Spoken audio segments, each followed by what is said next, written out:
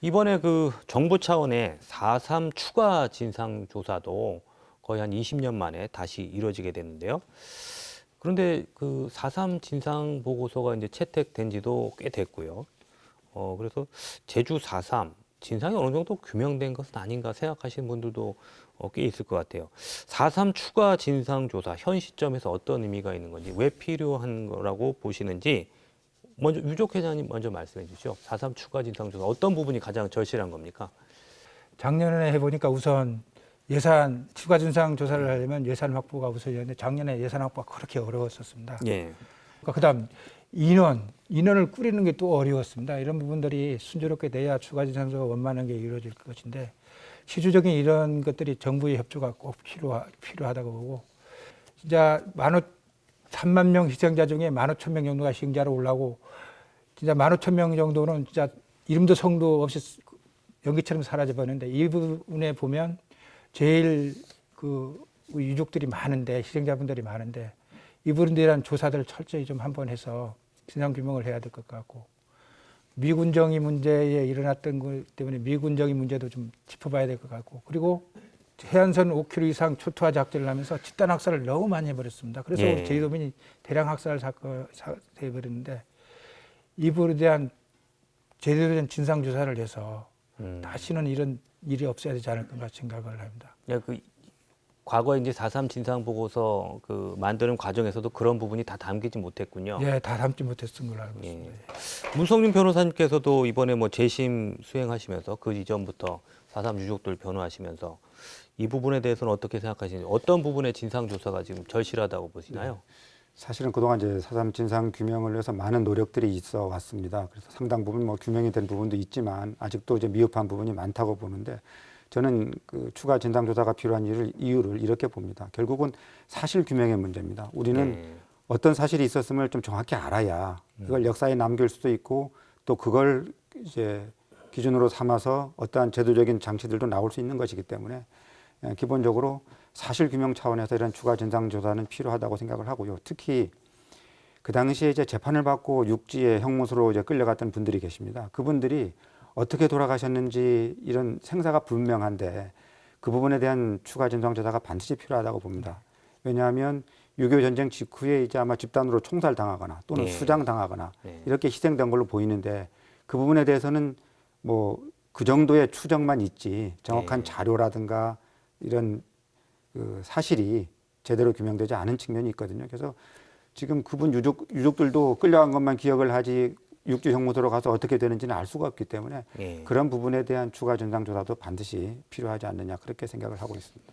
자, 이 추가 진상 조사를 실질적으로는 4.3 평화재단에서 수행을 하게 되는데 지금 고이범 이사장께서는 앞으로 어떻게 지금 조사를 진행하려고 생각하고 계신지 말씀해 주시죠. 정부의 진상조사 보고서가 2003년도에 예. 나왔는데요. 2008년도에 그 진상조사 보고서를 낸 4.3 위원회가 예.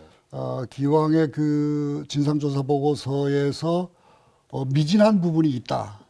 그걸로 마을별 피해 사례, 행방불명인 피해 사례, 그리고 진압군 지휘 체계, 예. 그리고 역사적 평가가 미흡하다고 그렇게 지적을 했어요. 그래서 이런 의견을 전제로 그 6가지 주제를 가지고 추가 진상조사를 하게 됩니다. 예. 마을별 피해 사례, 행불인 피해 사례, 그리고 연저제 피해, 제1제주인 피해, 그다음에 진압 토벌대와 무장대의 활동, 미국의 역할, 이렇게 6가지 주제를 진상조사하게 돼 있죠. 올해부터 시작해서 2024년까지 3년 동안 조사를 하게 됩니다. 어려운 점들도 있습니다.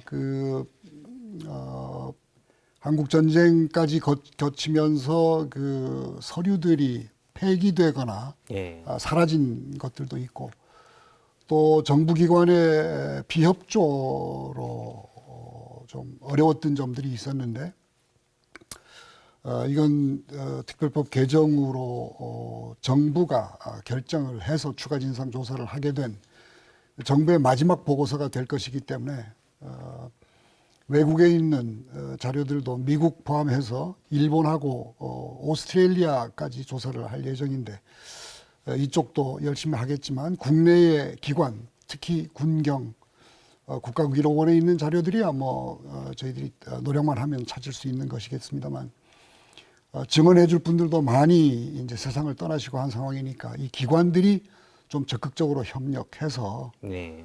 정말로 미진한 부분이 남지 않도록 최선을 다하려고 하고 있고 또 그분들도 좀 그렇게 이해를 좀 해주셨으면 좋겠다. 그래서 협조해 주시면 좋겠다 네. 생각하고 있습니다. 이게 추가 진상조사의 의미는 크게 있다고 봅니다. 이제 제대로 된 역사를 기록하고 기억하고 미래에 넘겨줘야 된다는 작업. 이제 역사가 제대로 기록되고 미래에 이걸 남겨주지 않을 때는 역사는 반복된다고 봅니다. 그래서 이건 진짜 제대로 된 기록이 이번에 추가 진상 보고에 꼭 돼서 아픔이 진짜 제대로 국민 기억할 수 있도록 해줘야 되는 게 맞다고. 그래서 이걸 기억해서 미래에는 진짜 이런 일이 없도록 하는 평화의 밑거름이 되는 진상 보고서가 나와야 된다고 생각을 합니다. 네. 또 한 가지요. 최근에 그 4.3 희생자 그 유해 신원 확인이 된 사례가 있었습니다. 유해 5구의 신원이 확인됐는데요. 이 부분도 큰 과제인데 4.3 희생자 유해 발굴 지금 어느 정도 선까지 왔는지 고이범 이사장님께서 간략하게 설명해 주시죠. 네. 2006년부터 시작된 유해 발굴은 제주도 전역에서 411구가 발굴이 됐습니다. 이분들 중에서 가족을 찾은 분들이 138위 가족을 찾았죠.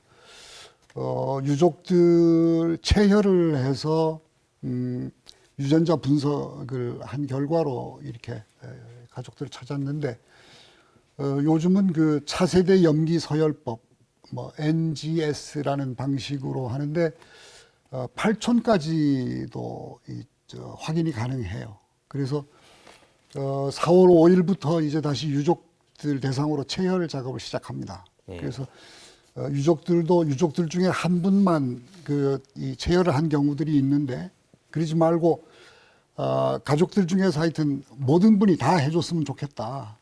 그리고 그 행불인들의 경우 특히 수형인들로 육지 형무소에 가 계시다가 한국 전쟁 시기에 아주 집단 학살을 당한 분들의 유골은 저희가 확보하지 못하고 있는데 이것도 나중에 중앙정부에서 어떤 결정을 할지 모르니까 행불인 유족들도 전부 체혈에 좀 참여해서 자료를 갖고 있어야 나중에 혹시 발굴이 될 경우 가족들을 찾을 수 있는 거기 때문에 이 홍보도 열심히 하고 올 한 해 체혈 열심히 해서 그것에 대비를 하려고 하고 있습니다.